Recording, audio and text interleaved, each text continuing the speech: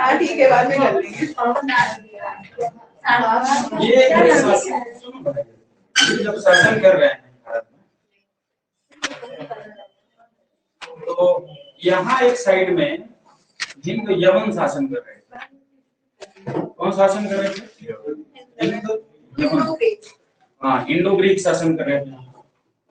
ये वाला जो एरिया आपको दिख रहा है, यहाँ पर शक राजा शासन कर रहे थे, है ना? यहाँ पर शक शासन कर रहे थे। यहाँ पर अभी कुछ समय पहले तक शुंग शासन करके जा चुके थे, और यहीं पर शुंग के बाद कण्व शासन, ठीक है ना? यहाँ पर जो शासन हो रहा है वो हो रहा है शासन सातवाहन। किसका शासन है? सातवाहन का। इसका मतलब है कि सातवाहन वंश में और शक वंश में, इन दोनों में डेफिनेटली ये है। तो मौर्योत्तर काल में एकमात्र ये वंश है जिसने लगभग 300 वर्ष तक शासन किया है। कितने सालों तक? 300 वर्ष तक शासन किया है। लेकिन कई बार इनके यहाँ शासक आए, फिर डाकेज आ गया, फिर बाद में आए, है ना? तो ये क्रम चलता था। तो लगभग अगर पूछा जाए कि सबसे लंबे टाइम तक शासन किसने किया, तो किस वंश के लोग थे? सातवाहन वंश के लोगों ने सबसे ज्यादा शासन किया। इनके बारे में मैंने बताया था कि इनके यहाँ जो पुरुष होते थे वो बेसिकली ब्राह्मण धर्म को मानते थे। किस धर्म को? ब्राह्मण धर्म को मानते थे। और इनके यहाँ की जो महिलाएं वो बौद्ध धर्म को मानते हैं। और ये जो एरिया आपको दिख रहा है, यहाँ पर एक जगह पड़ती है जिसका नाम है प्रतिष्ठान, जो इनकी कैपिटल हुआ करती थी, जिसे हम लोग पैटर्न के नाम से भी जानते हैं, है ना? इनमें जो पहला शासक मिलता है जिसका नाम है सेमुक। क्या नाम है? सेमुक। सातवाहन का मतलब होता है जो सिंह का, जिसका सिंह वाहन, यानी कि जिसका सिंह जो है वाहन हो, उसे हम सातवाहन कहते हैं। बात समझ आ रही है? तो सिमुक किसका संस्थापक है? सातवाहन का सिंह जो है इसका संस्थापक है सातवाहन। हाँ, सातवाहन। इसमें एक दो राजाओं के नाम हमने आप लोगों को बताए। कौन कौन से नाम थे? सातकर्णी। हाँ, सातकर्णी नाम एक जो प्रथम है, वो बड़ा इंपॉर्टेंट नाम है। क्या नाम है? सातकर्णी फर्स्ट। इसकी पत्नी का नाम लगता है जिसका नाम क्या था? नागानिका। इसके बारे में हम लोगों ने पढ़ा। इसका नानाघाट अभिलेख है ना, जिसमें पहली बार भूमि अनुदान का उल्लेख मिलता है। भूमि अनुदान का उल्लेख पहली बार मिलता है। वो कौन से दो गांव थे? कर्जत और अजाब। हाँ, कर्जत और कालकी। इस तरह से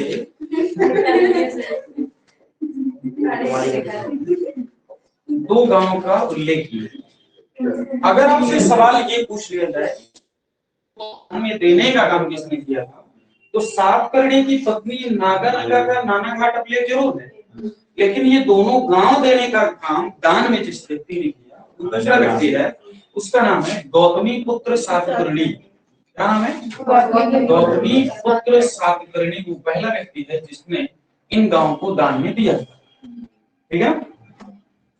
इसी में मैंने बताया था कि एक और राजा है जो 17वें नंबर पे है, जिसका नाम है कबीहाल। कबीहाल है। इसके बारे में आपने देखा कि ये बहुत ज्यादा राजनीतिक चीजों में तो एक्टिव नहीं रहा, लेकिन साहित्य में बहुत ज्यादा इसने इंटरेस्ट लिया। इसी वजह से इसे कवि वत्सल भी कहा जाता है। क्या कहा जाता है? कवि वत्सल भी कबीहाल को कहा जाता है। इसने बड़ी शानदार रचना की थी जिसका नाम क्या था? गाथा सप्तशती। मैंने बताया कि इसकी एक पत्नी का उल्लेख मिलता है जिसका नाम है मलयवती। क्या नाम है? मलयवती का भी उल्लेख मिलता है। क्लियर हो गया? ये शुरुआती चीजें थी सातवाहन के बारे। ठीक है ना? सब सर्वाधिक लंबे टाइम तक शासन करने वाले ये लोग। इसका मतलब है कि इसके बाद, यानी कि कबीहाल के बाद पूरा का पूरा इनका जो इतिहास है वो पूरी तरह से समाप्त हो जाता है एक लंबे टाइम तक। लेकिन फिर से एक नया शासक इनके यहाँ आता है जिसका नाम होता है गौतमी पुत्र सातकर्णी। क्या नाम है? गौतमी पुत्र सातकर्णी के नाम से एक मूवी भी बनाई गई है यूट्यूब पर अवेलेबल, इसी नाम से, गौतमी पुत्र सातकर्णी के नाम से है। उसमें आप देखेंगे तो स्पष्ट नजर आएगा। सही बात, इतनी बात हो गई थी ना। अगला नाम क्या है? गौतमी पुत्र सातकर्णी। गौतमी पुत्र सातकर्णी। ये इस राज्य का यानी कि इस वंश का सबसे प्रतापी शासक था। कौन? गौतमीपुत्र सातकर्णी। इसके बारे में कहा जाता है कि गौतमीपुत्र सातकर्णी जो है वो क्षत्रियों का दमन करने वाला। इसके बारे में कहा जाता है कि क्षत्रियों का दमन करने वाला है।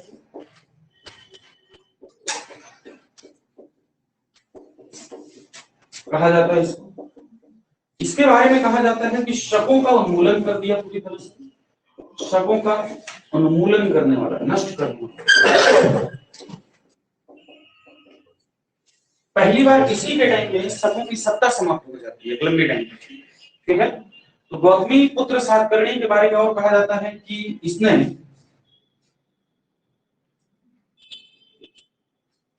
इसके घोड़े,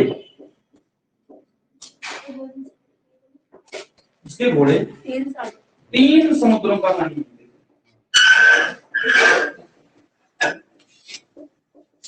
तीन समुद्र कहने का क्या मतलब है? ये हो गई बंगाल की खाड़ी, ये हो गया हिंद महासागर, ये हो गया अरेबियन सागर, है ना? इसके घोड़े 3 समुद्रों का पानी पीते थे, यानी कि इतने लगभग एरिया पर इसका रिजन था जहां मृत्यु वहां चला जाता। ठीक। नेक्स्ट इसके बारे में कहा जाता है ये ब्राह्मण धर्म का संरक्षक माना जाता है।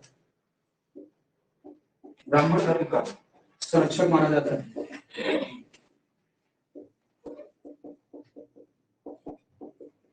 नेक्स्ट इसी के समय सातवाहन और शक संघर्ष दिखाई देता है। संघर्ष दिखाई देता है। ये संघर्ष किसके किसके बीच में हुआ होगा? यानी कि एक युद्ध हुआ है।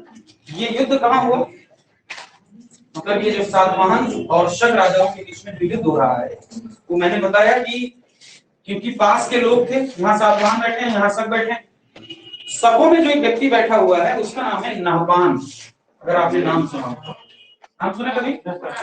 नहपान नाम का एक व्यक्ति है जो इस समय शक राजा है, शकों में प्रसिद्ध राजा है। बाद में एक नया राजा आता है रुद्रदामन, तो सबसे प्रभावशाली है, लेकिन शुरुआत में व्यक्ति है नहपान, है। इनसे ऊपर एक व्यक्ति हुआ है जिसका नाम है जस्टन, लेकिन आपको जरूरत नहीं है। क्या नाम है? जस्टन। और इसी नहपान का एक दामाद है जिसका नाम है उषावदार। क्या नाम है? उषावदार, या इसी को कहा जाता है ऋषभदत्त। क्या कहा जाता है? ये दोनों नाम है, नहपान और उसका दामाद जो है उषावदार। क्लियर है? तो इन दोनों के बीच में आपस में संघर्ष हुआ। गौतमीपुत्र सातकर्णी ने नहपान के ऊपर अटैक कर दिया। अटैक करने के बाद नहपान सहित उषावदार ये दोनों मार दिए गए, युद्ध में मार दिए गए। युद्ध में मारे जाने के बाद नहपान के नासिक से, नासिक में एक जगह है जिसका नाम है जोगल थम्बी। क्या नाम है? जोगल थम्बी नाम की एक जगह है ना। जोगल थम्बी नाम की जगह से 13,250 चांदी की मुद्रा मिली। चांदी की क्या मिली? मुद्रा। ये सिक्के किसके रहे होंगे? नहपान के रहे होंगे। शक राजा नहपान के नासिक के जोगल थम्बी विलेज से इतने सिक्के मिले, 13,250 सिक्के मिले, जिनमें से जब ये गौतमीपुत्र सातकर्णी ने नहपान को हरा करके मार डाला होगा, इस सिक्के भी इसको मिले पूरे। इन सिक्कों में लगभग उसने 9,000 प्लस सिक्के, 9,000 प्लस सिक्कों को पुनः से अंकित कराया। पुनः से अंकित का मतलब होता है कि थोड़ा सा मॉडिफाई करा देना उसमें। और अब हुआ ये कि सिक्के के 2 पहलू होते हैं, एक फ्रंट और एक हेड, एक टेल टाइप का। तो जो हेड होता है वो थोड़ा इंपॉर्टेंट माना जाता है। हेड वाले पर गौतमीपुत्र सातकर्णी ने अपनी छवि बना डाली, है ना। और टेल वाले पॉइंट पर वो नहपान वाला जो साइन था, सिंबल था, वो बना रहने दिया। इससे बाद में यह स्पष्ट होता है कि गौतमीपुत्र सातकर्णी ने नहपान के साथ कभी युद्ध किया होगा, उसको युद्ध में मारा होगा। मारे जाने के बाद उसके इन सिक्कों पर उसने कब्जा किया होगा। कब्जा करने के बाद उसने फिर से उसको मॉडिफाई करा करके अपनी छवि डलवाई होगी, ताकि आने वाली पीढ़ी को यह पता चले कि गौतमीपुत्र सातकर्णी ने नहपान को मारा, इसलिए उसका पूरा का पूरा अस्तित्व तो नहीं मिटा है। तो लगभग इनमें से 9,000 प्लस सिक्कों पर उसने क्या कर दिया? उनको मॉडिफाई कर दिया। बात समझ में आई? तो आपसे पूछा जा सकता है कि नासिक के जोगलथंबी अभिलेख से किसके सिक्कों की एक बड़ी निधि प्राप्त होती है? तो आप बताएंगे नहपान या बताएंगे गौतमीपुत्र सातकर्णी? हैं? हाँ, अगर गौतमीपुत्र सातकर्णी और नहपान दोनों साथ में हो जाए तो नहपान बताना है। क्या हो जाएगा? नहपान। सिक्के किसके थे मूल रूप से? नहपान। बाद में उसको मॉडिफाई करने का काम किसने किया है? गौतमीपुत्र सातकर्णी। बात समझ में आ रही है? कि ये सातवाहन और शकों का संघर्ष था जिसमें गौतमीपुत्र सातकर्णी ने बहुत बुरी तरह से पराजित किया था, जिसको? नहपान को और उसके दामाद कुशावदात को पूरी तरह से पराजित किया, मार डाला। और उसके बाद नासिक के जोगलथंबी अभिलेख से, तो जोगलथंबी से ये पूरे जो सिक्के प्राप्त हुए उनको फिर से मॉडिफाई करके अपने नाम पर उसको बाद में रिलीज कर दिया। ठीक है ना? ये किसके बारे में है? गौतमीपुत्र सातकर्णी। ठीक। इसके बाद जो अगला शासक मिलता है इनमें, उनका नाम है वशिष्ठी पुत्र पुलमावी। क्या नाम है? तो इनके टाइम पे रजत और शीशे के दोनों। हाँ,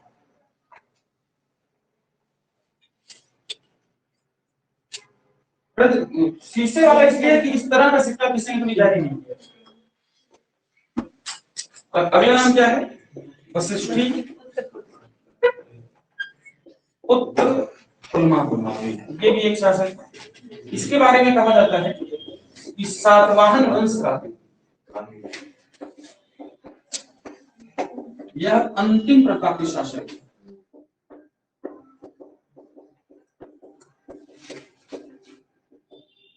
होगा बाद में ये कि शासक रुद्रदामन से ये हार जाएगा, और भी बहुत नीचे के जो शासक हैं उनसे ये हार जाएगा। उनके साथ उनकी बेटियों के साथ शादी करनी होनी पड़ेगी, अपनी बेटियों की शादी करनी पड़ेगी, बिना मतलब के बकवास। ठीक है? तो वशिष्ठ पुत्र पुलमावी के बारे में कहा जाता है कि सातवाहन वंश का एक अंतिम प्रतापी शासक था। अपने पिता की तरह ये प्रतापी शासक नहीं था। कौन? वशिष्ठ पुत्र पुलमावी। ठीक है ना? लेकिन सातवाहनों में अगर देखें तो सबसे इंपॉर्टेंट शासक माना जाता है गौतमीपुत्र सातकर्णी। ठीक है ना? अगला जो वंश मिलता है हम लोगों को पढ़ने को, वो मिलता है चेदी वंश, जिसका सबसे प्रतापी शासक कौन है? खारवेल। कौन सा नाम है? खारवेल। अगला वंश कौन सा है? चेदी वंश। इसे ही हम लोग कहते हैं महामेघवाहन वंश। महामेघवाहन वंश। इसमें जो सबसे प्रतापी शासक है उसका नाम क्या है? खारवेल। क्या नाम इसका? किस धर्म को मानता है ये? जैन धर्म। किस धर्म को मानने वाले व्यक्ति है? खारवेल का एक प्रसिद्ध अभिलेख मिलता हम लोगों को, हाथी गुम्फा अभिलेख। हाथी गुम्फा अभिलेख।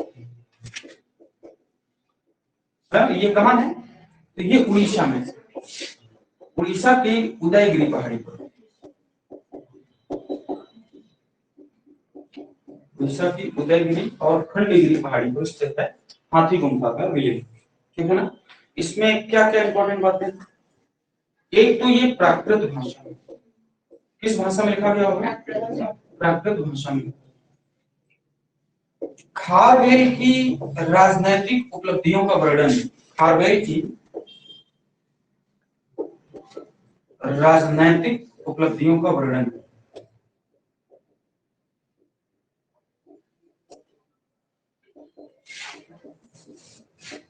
किसमें? खारवेल के हाथी गुम्फा में।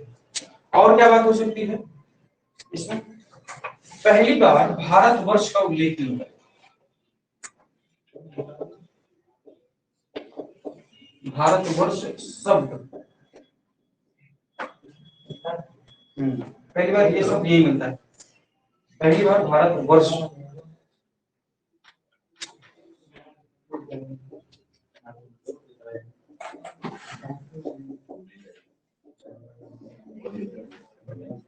और क्या हो सकता है इसमें?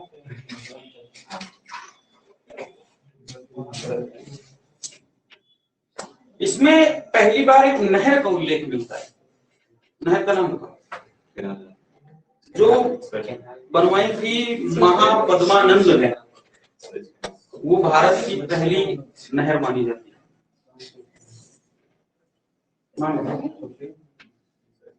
महापद्मानंद के द्वारा वो नहर बनवाई थी सर ऑप्शन ऑप्शन एक ही नहर उसमें भी क्या ऑप्शन ऑप्शन दीजिए।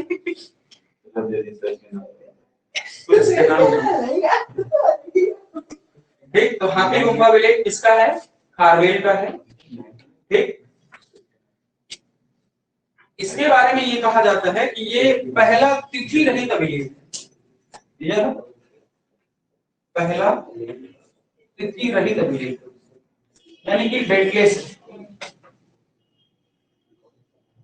तो नहर का नाम बता दीजिए। इसी में उस नहर का उल्लेख है। बता दीजिए ना नाम।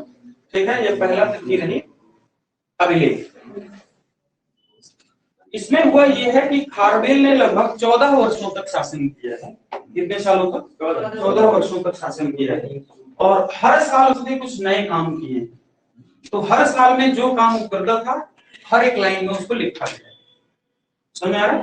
यानी कि पहले वर्ष उसने शासन कर लिया तो उसने क्या क्या उपलब्धियां हासिल की वो पहली लाइन में, दूसरे वर्ष शासन कर लिया उसने दूसरे साल में क्या उपलब्धियां हासिल की वो दूसरी लाइन में अंकित होगा। इस तरह से जितने साल उसने शासन किए उतनी लाइनें लिख दी गई उसमें। ठीक है। और इसमें एक बड़ी शानदार कहानी का वर्णन मिलता है। अगर तुम लोगों ने ध्यान दिया हो तो पहले मैंने 2 बार बताया है, जब हम पढ़ा रहे थे तुम लोगों को 16 महाजनपद में एक शासक था वत्स का जिसका नाम था उदयन, और एक लड़की थी जिसका नाम था वासवदत्ता।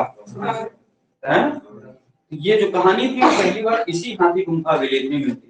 स्वप्न वासवदत्ता किसने लिखी थी कहानी? कविभास। कविभास की स्वप्न वासवदत्ता की जो कहानी है वो पहली बार इसमें ही दिखाई देती है।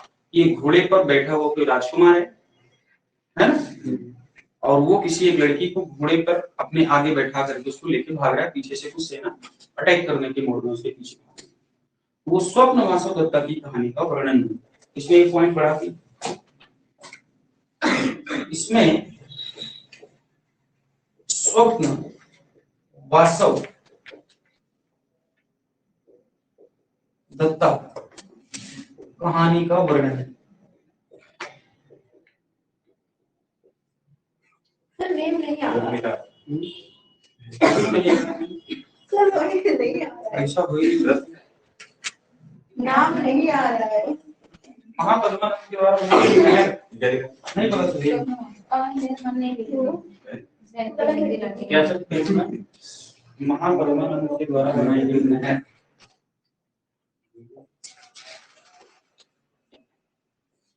नाम क्या है? सर आप ही बता दीजिए। हाथी गुम्फा स्टेशन है, Kharavela mention Nandalal build the canal. ये है उसमें लेकिन नाम ही नहीं लिखा है। छोटा सा नाम है उसका। सर एक क्या नहीं पढ़ पा रहे? तंसोलिया रोड टू काली क्या लिखा है? काली नगरी। ये खराब नहीं, तंसोलिया रोड से काली नगरी तक बनी थी वो, ये लिखा है इसमें। तो भी बोल लो। हाँ देख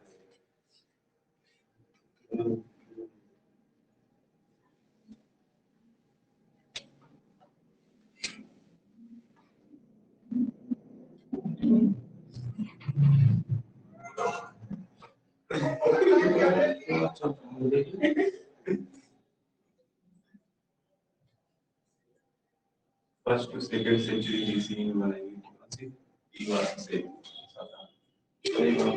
नहीं नाम है क्या? नाम ही नहीं है ये तो मतलब है उसका। इस टर्म का मतलब ये है 300 और 150। तभी तो बता नहीं रहे थे। अब भी सर्च कर लो मिल जाए शायद। मेरी कहाँ जाएगी?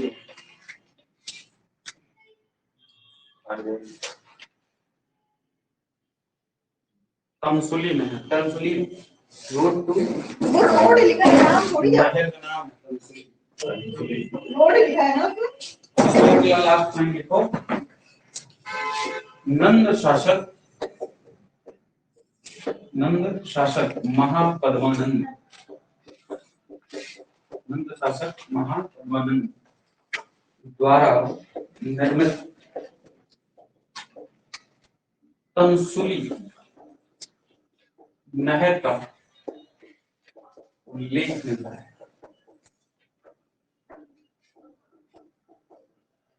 जो भारत की पहली पुरातात्विक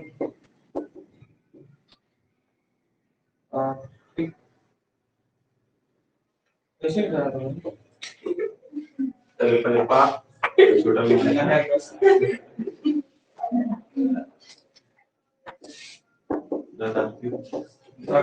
बस ये लास्ट में सर हिस्टोरिकल लिख दीजिए। मैं हिस्टोरिकल नहीं आर्कियोलॉजिकल लिख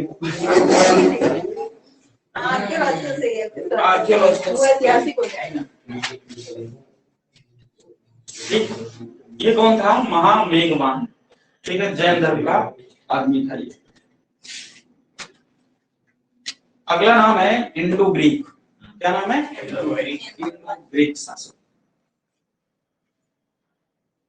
इंडो ग्रीकों में थोड़ा दो तीन लोग, एक नाम डेमेट्रियस, एक नाम मेनेंडर, एक का नाम है एंटियालकीड्स। तीन प्रमुख नाम हैं इंडो ग्रीक। नाम पर लगता है।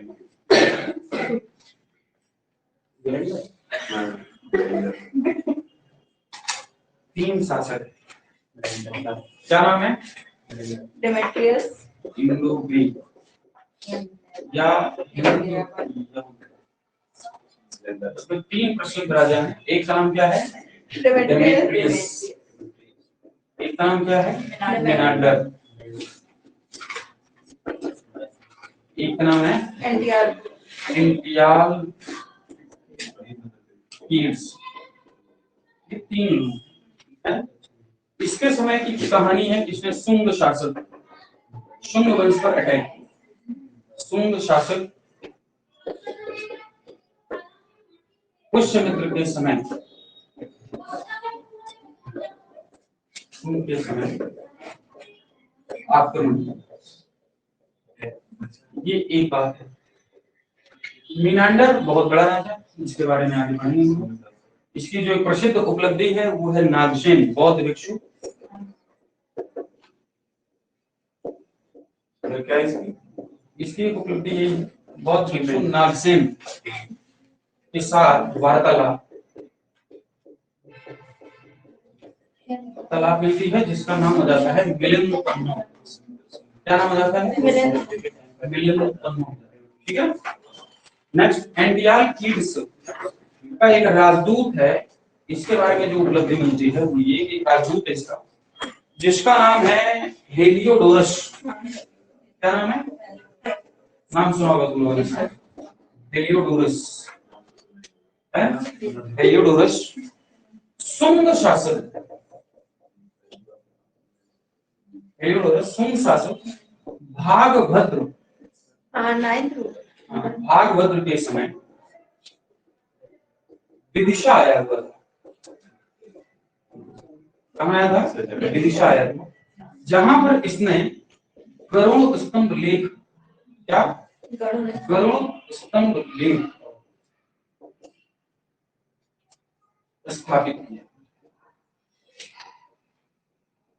और ये गरुड़ स्तंभ लेख भागवत धर्म का, भागवत धर्म का सबसे प्राचीनतम अभिलेख। कैसा है? सबसे प्राचीनतम अभिलेख माना है।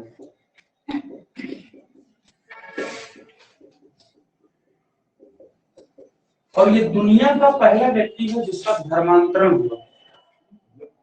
जैसे हिंदू धर्म का परिवर्तन करने वाला व्यक्ति, ये दुनिया का पहला व्यक्ति है जिसने अपने धर्म का परिवर्तन किया। यानी कि ईसाई धर्म को छोड़कर इसने पहली बार भागवत धर्म स्वीकार किया। ऐसा करने वाला ये दुनिया का पहला व्यक्ति। तब तो इस्लाम था नहीं, इस्लाम की कोई कहानी थी। ये पहली बार ऐसा भारत में हुआ।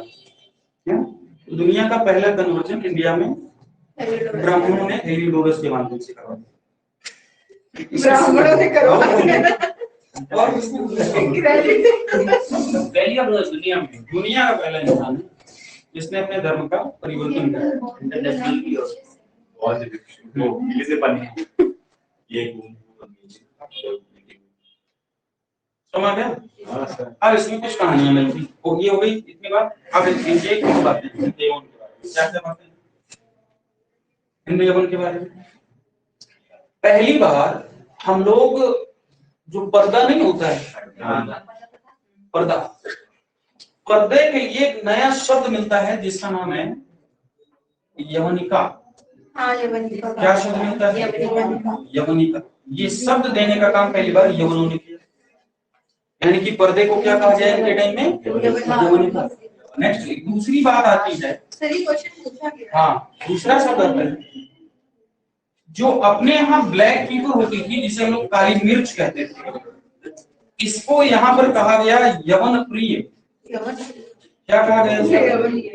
तो पूछ लिया जाएगा इनमें से कौन सी चीज को हम लोग यवन प्रिय के नाम से जानते हैं? तो काली मिर्च, ब्लैक पीपर जिसे हम लोग ब्लैक गोल्ड भी कहते हैं, जिसका व्यापार करने के लिए भारत में बहुत सारी कंपनियां आई थी। पोर्तुगीज हो गए, ईस्ट इंडिया कंपनी के लोग हो गए, ठीक है ना।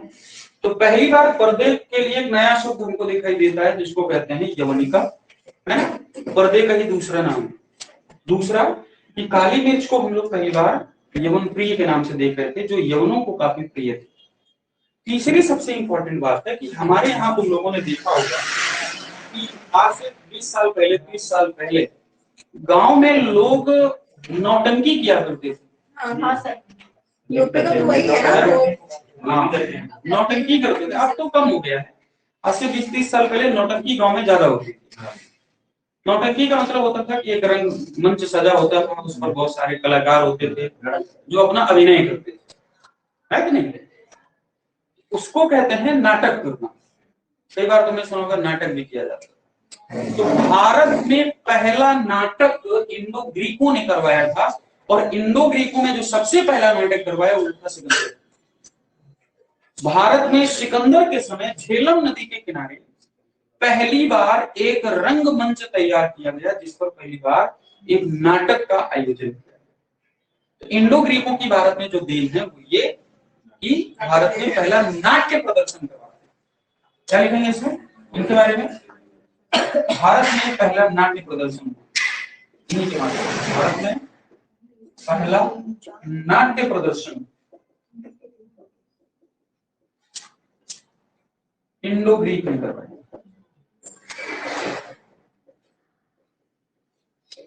पहला नाट्य प्रदर्शन इन्हीं के द्वारा, ठीक है, इंडो ग्रीकों के द्वारा। नेक्स्ट दूसरी इंपॉर्टेंट बात, भारत में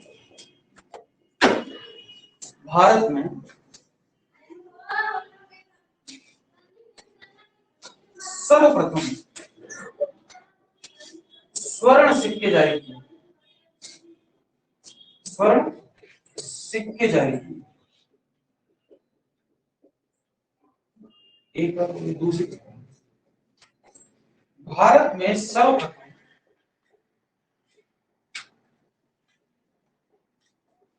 अभिलेख युक्त सिक्के जारी करने का क्रेडिट भी होता है। कौन से? अभिलेख युक्त सिक्के।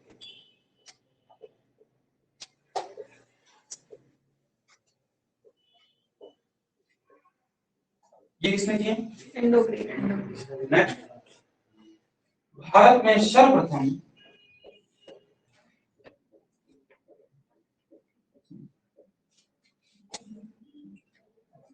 छवि युक्त सिक्के जारी किए। हाँ, पिक्चर्स बना दी।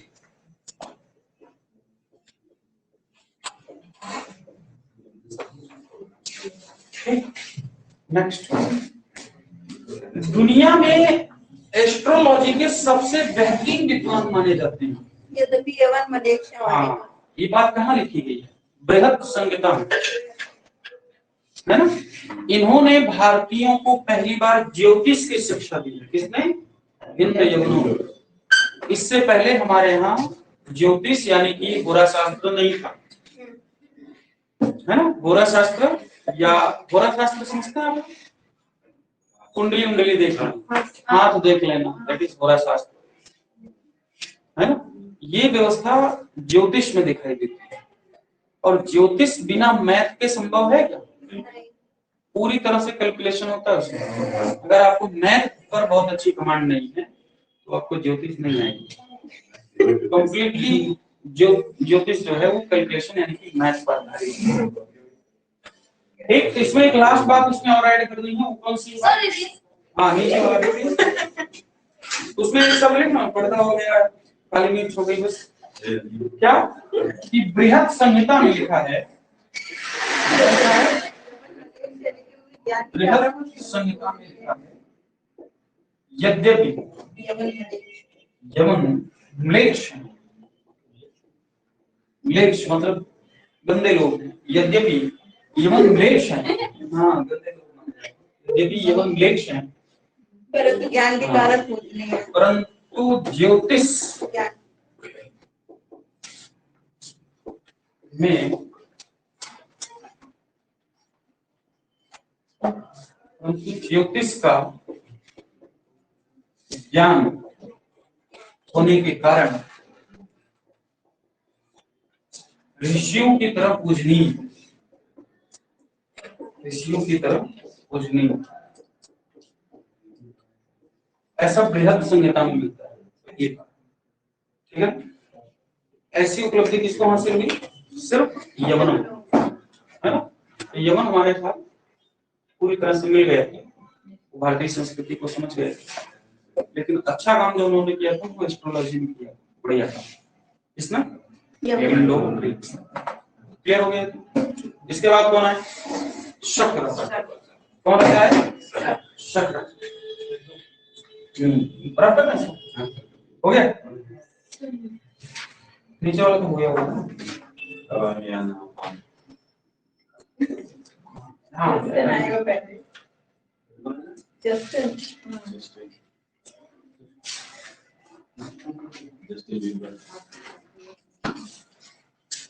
कौन लोग हैं? शक्र। इसमें कई सारे लोग हैं, एक का नाम है जस्टन, इसमें एक नाम है नहपान, एक नाम शबदात या ऋषभदत्त, दूसरा नाम क्या है? रुद्र। ये सबसे इम्पोर्टेंट। इसके बाद में प्रसिद्ध है रुद्रदामन का जूनागढ़ अभिलेख, जूनागढ़ अभिलेख, ये सबसे प्रसिद्ध। इसमें कुछ कहानियां संस्कृत का पहली बार सबसे प्राचीनतम अभिलेख,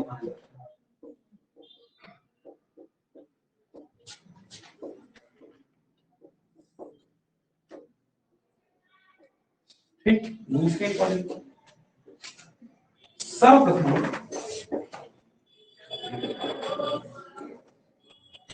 चंद्रगुप्त मौर्य एवं अशोक, ये नाम सुना है? चंद्रगुप्त मौर्य एवं अशोक का नाम एक साथ मिलता है, पहली बार का नाम एक साथ मिलता है। ठीक है, एक साथ मिलता है। तीसरा इंपॉर्टेंट बात है, पहली बार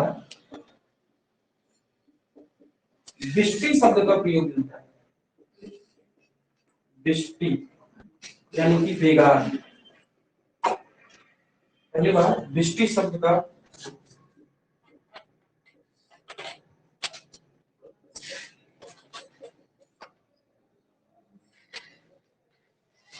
ये किसके समय हुआ? रुद्रदामन के जूनागढ़। क्या इसमें अशोक का अभिलेख नहीं होगा? अशोक का भी इसमें अभिलेख, अशोक ने भी कोशिश में बढ़ी। ठीक है, इसमें एक लास्ट बात ऐड करनी है, वो ये रुद्रदामन ने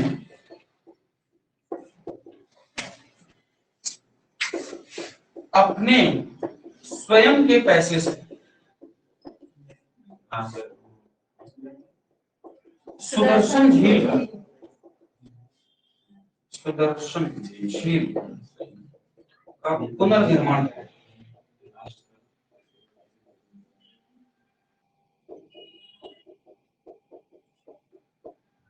क्योंकि उसके जो फाइनेंस मिनिस्टर को पैसा देना सुना पैसा नहीं देगा, ये कर देंगे। तो फिर अब मेरे वेतन से वो दहा करवा दो।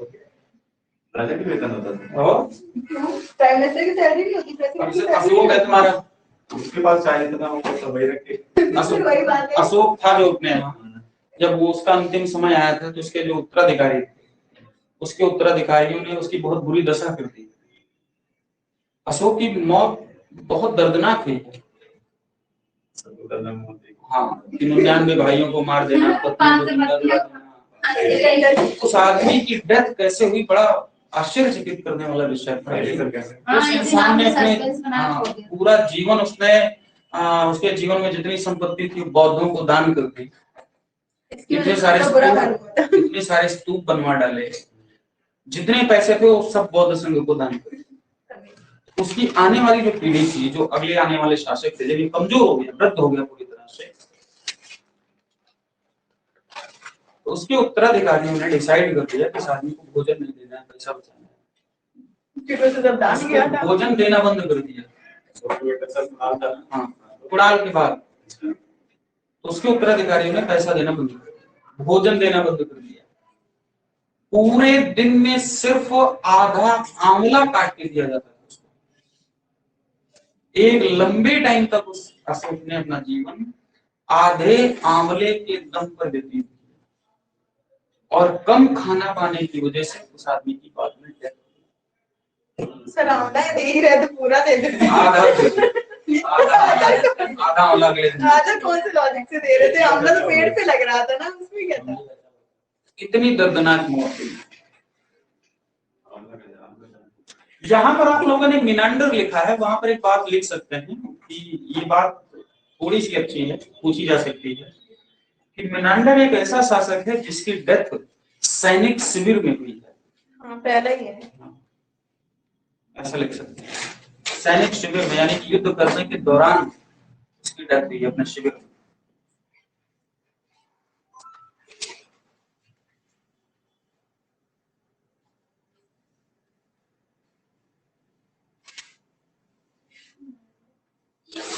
पहला शासक में एकमात्र शासक मिलता है जिसका नाम क्या मिलता है, गुंडुपुरनीस।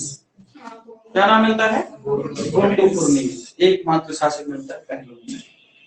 पल्लव अलग होते हैं, पहलव अलग होते हैं। पहलव भारतीय हैं, पल्लव विदेशी। पहलव भारतीय नहीं, पहलव विदेशी। क्या नाम है, पहलव। इसका शासक कौन है, गुंडुपुरनीस। इसके समय की जो सबसे महत्वपूर्ण घटना है, पहला ईसाई, क्या नाम उसका, सेंट थॉमस। पहली शताब्दी ईस्वी, ये घटना सेंट थॉमस, यानी कि लगभग ये घटना होगी 100 AD के आसपास। पहला ईसाई सेंट थॉमस इसके समय भारत आया।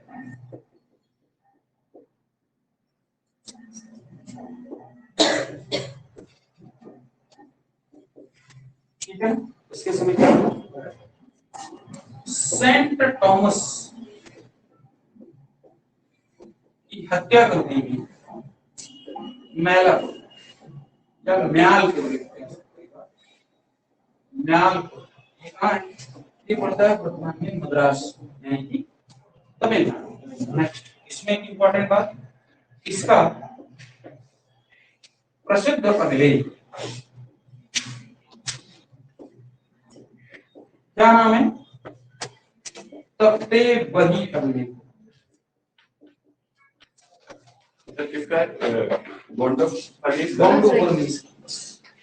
इससे संबंधित जो प्रसिद्ध अभिलेख मिलता है वो है तख्ते बही अभिलेख। पहला शासक गुंडुपुरनीस।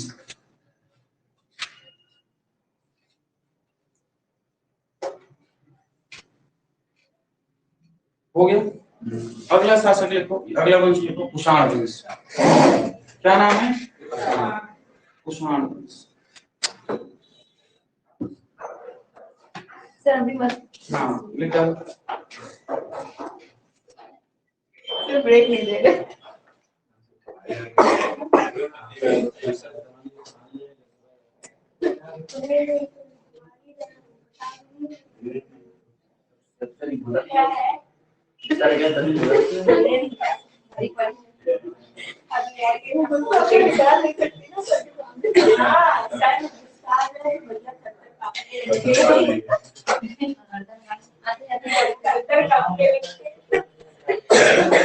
इतना डर है। मजाक करते हैं, कोई डर नहीं है। बहुत डर है आंटी आप।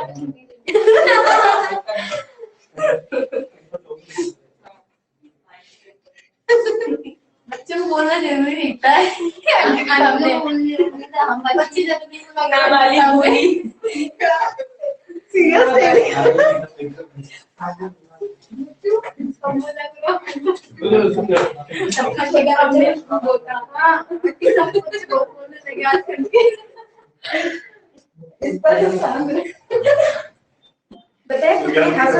कैमरा हिला दिया है। हिल गया है मतलब उसमें इतना असर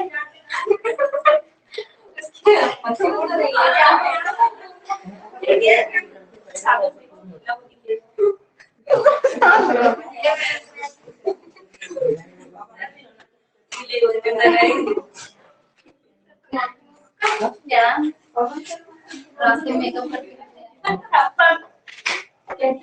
तुमने नहीं किया? तुमने नहीं किया था साड़ी? वैसे ही लगाई थी।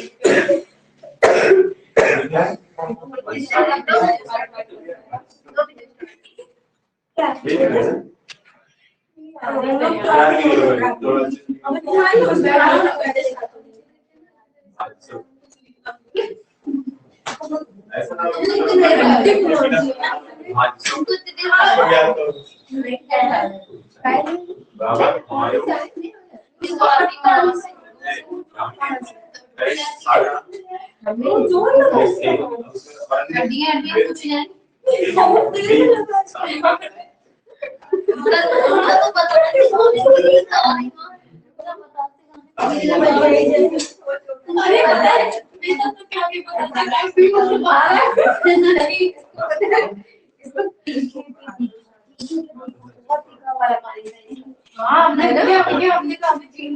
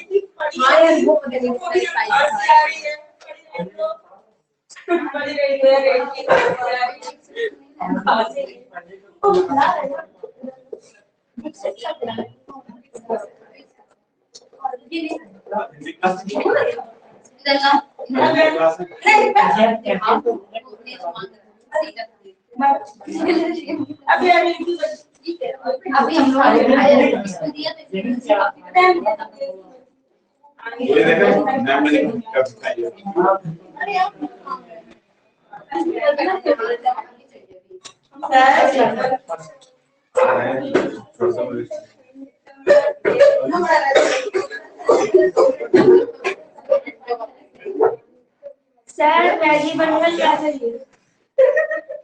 2 मिनट हो गए।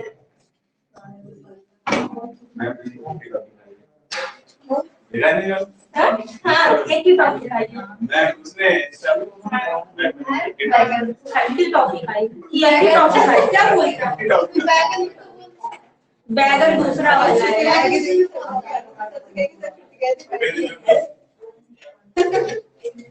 उनसे थर-थर कांपते हैं।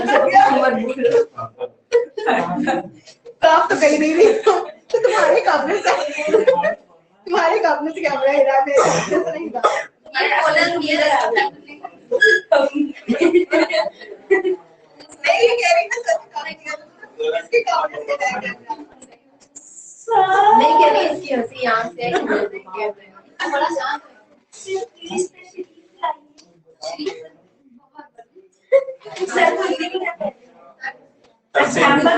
महोदय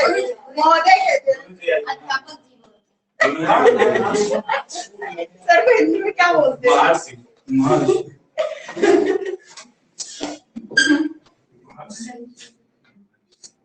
अगला नाम क्या है? कुषाण वंश ना।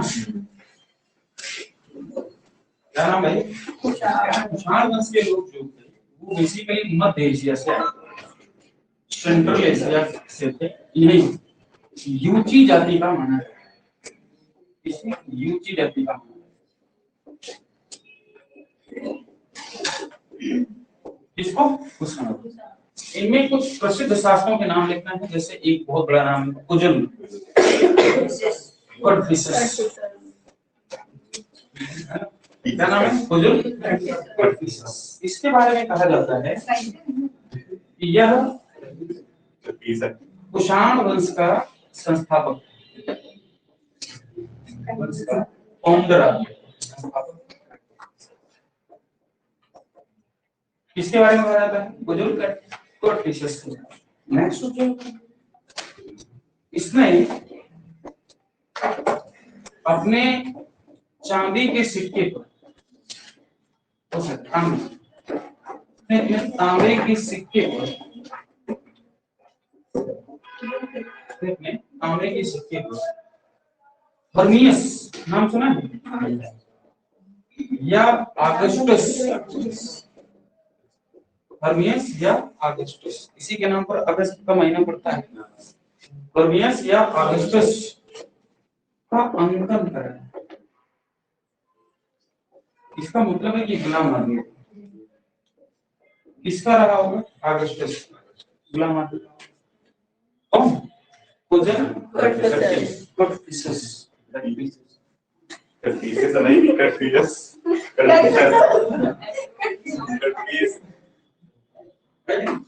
ठीक, नाम दिया। ये कुजल कोडफिसस।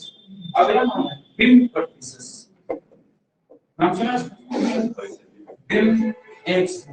इसके बारे में क्या बात होगी? प्रसिद्ध अभिलेख क्या? दो हैं, एक है रैवाटक और एक है सुर्ख पोटल। ये रैवाटक एंड सुर्ख पोटल। अगला नाम आता है बिम कोडफिसस। बिम कोडफिसस, ये क्या नाम? बिम कोडफिसस। इसके बारे में यह कुषाण वंश का तो वीर है कि बिम? बिम बार वाला बिम, यह कुषाण वंश का वास्तविक संस्थापक। अच्छा सर, वो ऊपर वाला क्या था? अरे यार हमने देखा मुगल को अलग पर नहीं है, हमने ऐसे ही। अरे गुलाम नहीं है आदमी। अरे कहां से हुए? ये फ्री हो गया। हाँ, ये पूरी तरह से फ्री हो गया। यह कुषाण वंश का वास्तविक संस्थापक। नेक्स्ट, यह भारत में पहला शासक है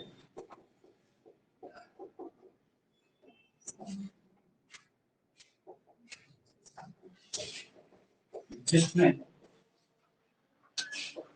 सोने की मुद्रा जारी की।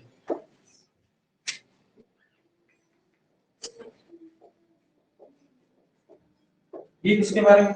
बिम कोडफिसस के बारे में। नेक्स्ट, यह शैव धर्म का अनुयायी है। शैव धर्म का अनुयायी है। क्योंकि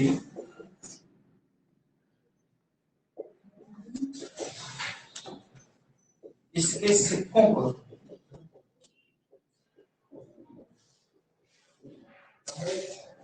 शिव, पार्वती, नंदी कंगन, इसलिए शैव हो गया। सर ये लोग शिव को दूसरे नाम से कहते थे ना कुछ, जैसे कृष्ण को हेराक्लीस कहते थे, शिव को कुछ कहते थे ना ये लोग। हाँ, कृष्ण का दूसरा नाम हेराक्लीस। ये लोग ऐसे नहीं कहते थे कि ये लोग हमारे पूजा करते, ये कहते थे कि हमारे हेराक्लीस की ये लोग पूजा करते हैं। हाँ,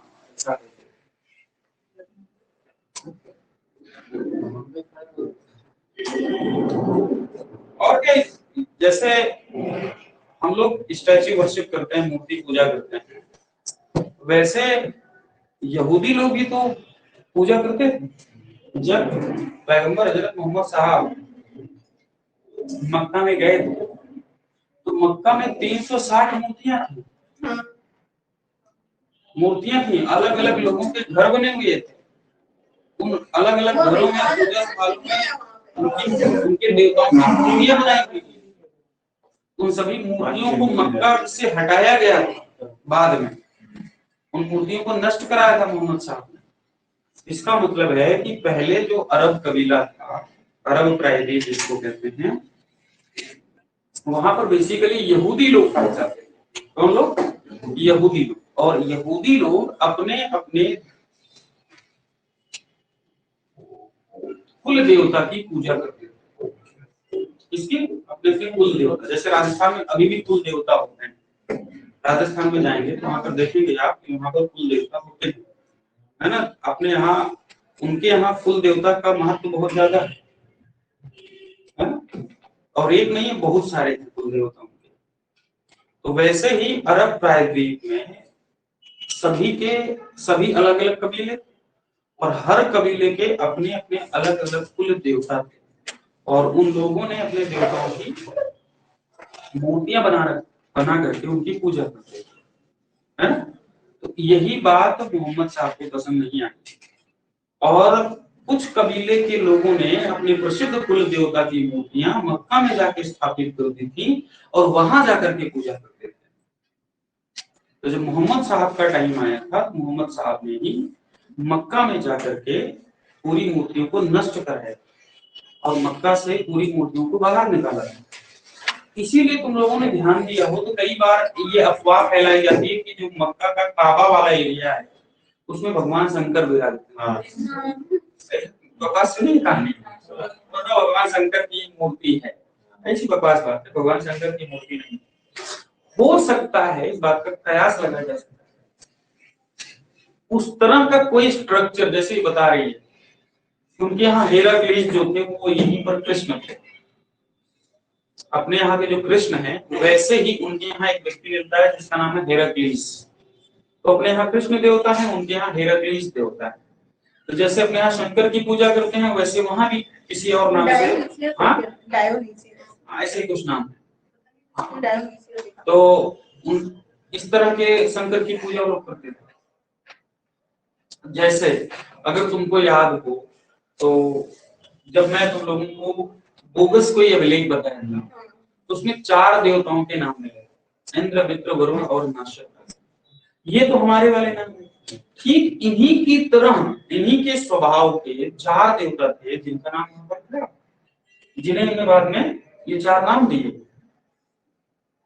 इसका मतलब है कि जो देवता का मतलब है कि वही सेम क्वालिटी के साथ जो लोग हमारे यहाँ थे, ठीक उसी सेम क्वालिटी के वही लोग तुर्की में भी पाए गए। जैसे ईरान के जेंद अवेस्ता की बहुत सारी बातें हमारे यहाँ मिलती हैं, नहीं मिलती,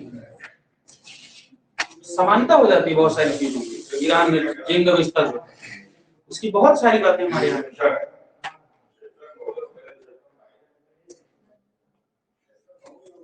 है कि नहीं? क्या बात होगी?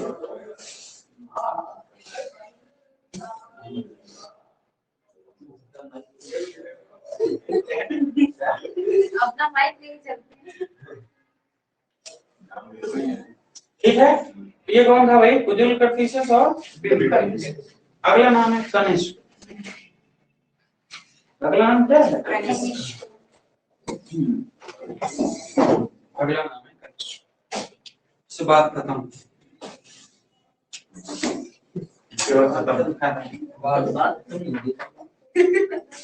मेरा इसको पढ़ाएंगे गुप्ता।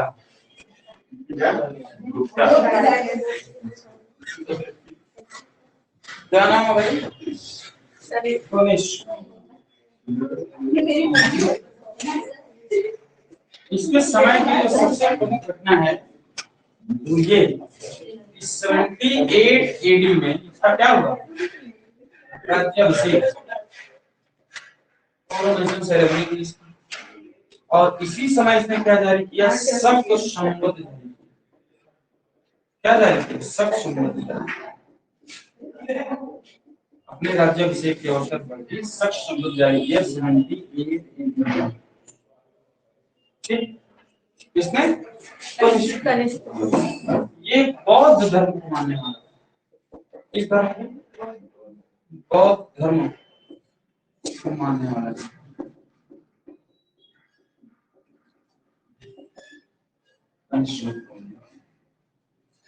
मिनंडर के बारे में एक बात कही जाती है कि मिनंडर जब नागसेन के साथ वार्तालाप कर रहा था, दोनों के बीच में डायलॉग चल रहे थे, तो नागसेन ने कहा कि आप हमारी तरह भिक्षु क्यों नहीं बन जाते? जब बौद्ध धर्म में इतनी आस्था हो गई है तो आप भिक्षु क्यों नहीं बन जाते? मिनांडर ने कहा था मेरा मन तो बहुत है भिक्षु बनने का, है ना, मेरा मन तो बहुत है भिक्षु बनने का, लेकिन मेरे चारों तरफ मेरे इतने दुश्मन हैं कि मुझे भिक्षु रहते हुए मार डालेंगे। इसलिए मुझे भिक्षु नहीं बनना है, तो मैं राजा ही थी। लेकिन ये हुआ था कि आस्था उसकी वो तगड़ी मिनांडर की। मिनांडर की आस्था बौद्ध धर्म में कनिष्क और अशोक से भी ज्यादा थी। उसकी आस्था जो थी, उसने जो काम किए अशोक से भी ज्यादा थी और यहाँ तक कि कनिष्क से भी ज्यादा थी मिनांडर। यही वजह है कि जब मिनांडर मरता है तो मरने के बाद उसकी जो अस्थियां थी, उन अस्थियों पर भी स्तूप बनाए गए। उन अस्थियों पर भी क्या बनाए गए? स्तूप बने, चैत्य बनाए। तो अशोक मिनांडर इन दोनों से ज्यादा प्रसिद्ध। तो बौद्ध धर्म को मानने वाला था कौन? कनिष्क। इसके समय कौन सी बौद्ध संगीति हुई थी? तीसरी की चौथी है ना? कौन सी? चौथी बौद्ध संगीति कहाँ हुई थी? कश्मीर के कुंडल में। कश्मीर के कुंडल में चौथी बौद्ध संस्कृति कहाँ होती? कश्मीर के कुंडल में। अध्यक्ष कौन था इसका? इस समय का अध्यक्ष कौन? चौथी बौद्ध संस्कृति। सर ऑप्शन दीजिए। हाँ, उसका नाम सर नाम याद है बस वही। पहले के थे महाकश्यप, दूसरे के थे सर्वकामी, तीसरे के थे मोगली बुद्ध अशोक के टाइम, चौथे के थे वसुमित्र। क्या नाम था? वसुमित्र। ठीक नहीं थे? उपाध्यक्ष कौन था?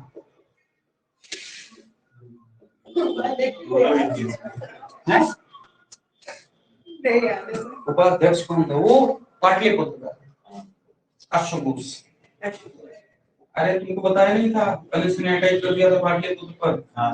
वहां के राजा को बुला करके मुर्गा ले आया तो अश्वघोष को ले आया।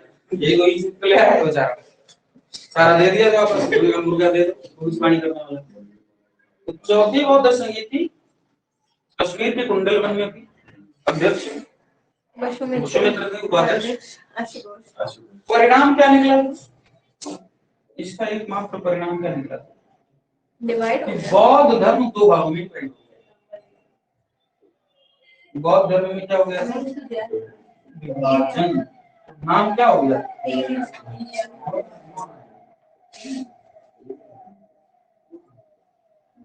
पहली बार ये घटना नहीं है। किसके समय में थी?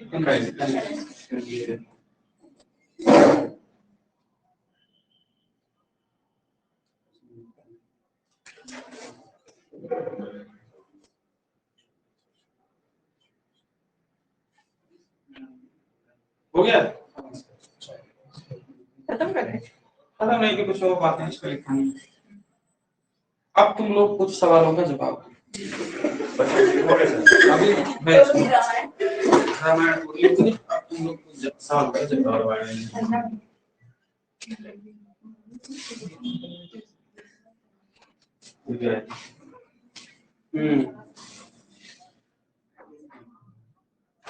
क्या सवाल दूसरा? सर हम लोग तो देख के पूछेगा हमारा लेवल। नहीं तुम लोग लेवल से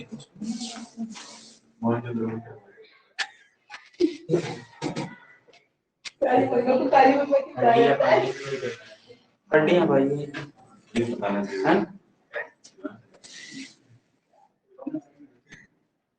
तुम बताओ जो 16 महाजनपद थे है कि नहीं? ऐसे मत पूछिए। है कि नहीं? 16 महाजनपद, 16 महाजनपद थे। महाजनपद क्या होते हैं?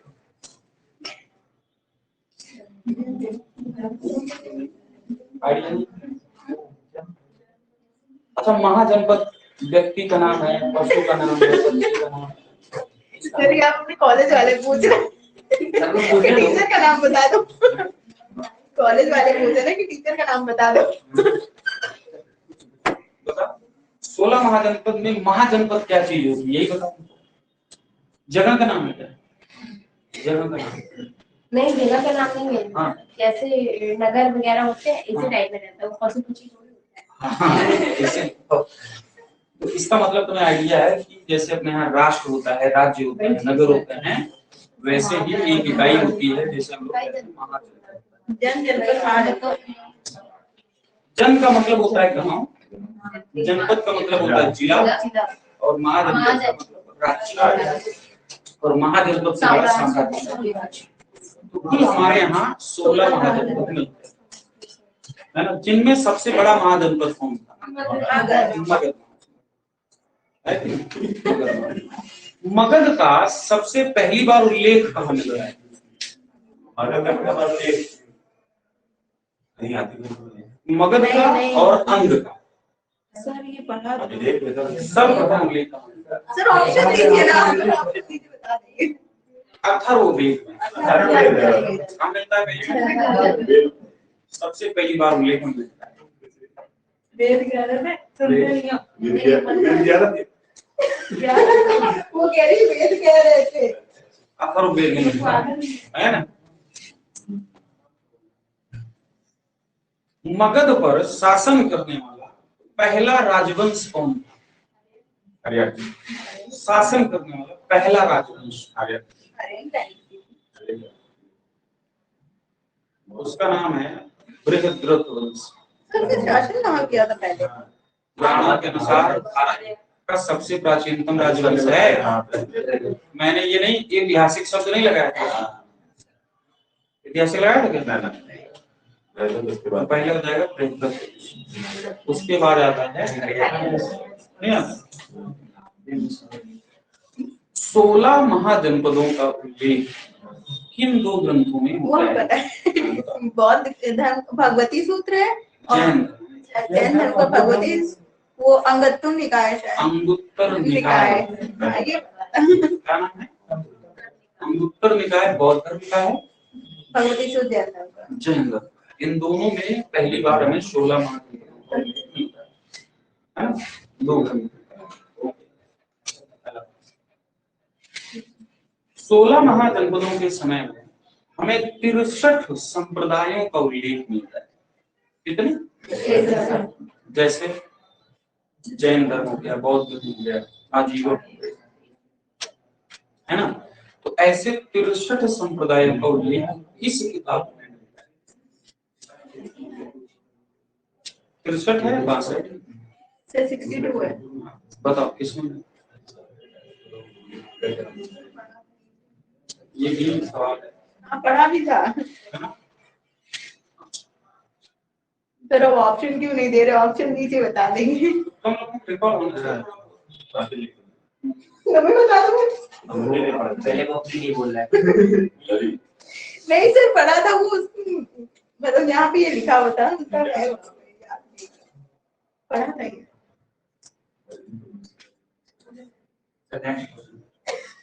गौतम बुद्ध के बचपन का नाम क्या था? बताओ, ये तो बताओ। उनके मम्मी पापा कौन थे? गौतम बुद्ध के मम्मी पापा कौन थे? यशोधरा उसकी पत्नी थी, मम्मी बना दी।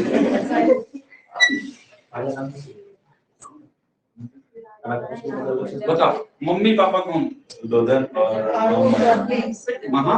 माया। गौतम बुद्ध के जन्म का प्रतीक क्या है?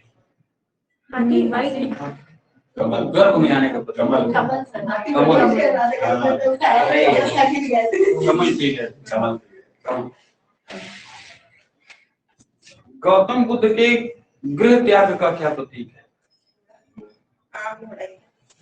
गृह त्याग का पद चिन्ह घोड़ा है, यौवन का प्रतीक। मछली।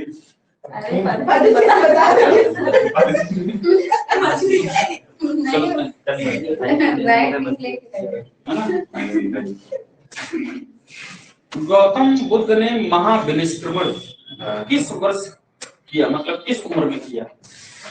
महाविनिष्क्रमण क्या होता है? गृह त्याग। 27-26 नहीं 29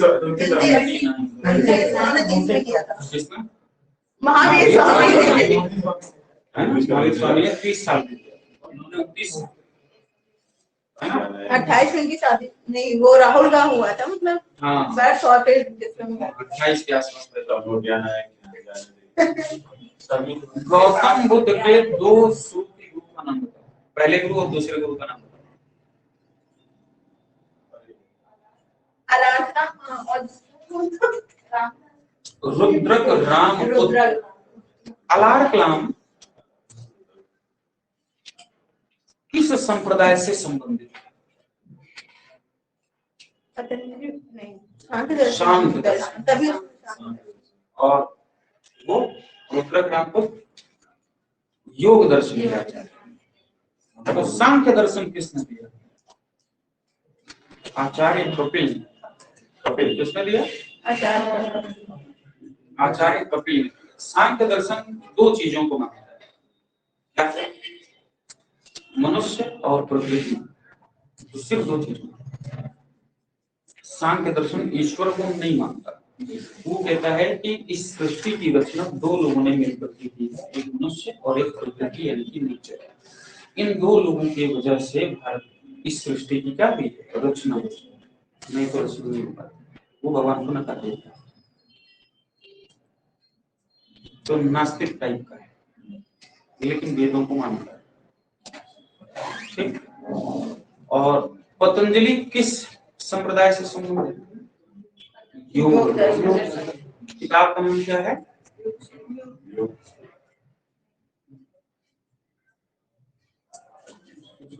महाभाष्य। कौन सी किताब है? जो किस पर टीका की गई है? पाणिनि की। किस पर? नहीं, ये बहुत बेसिक सवाल है।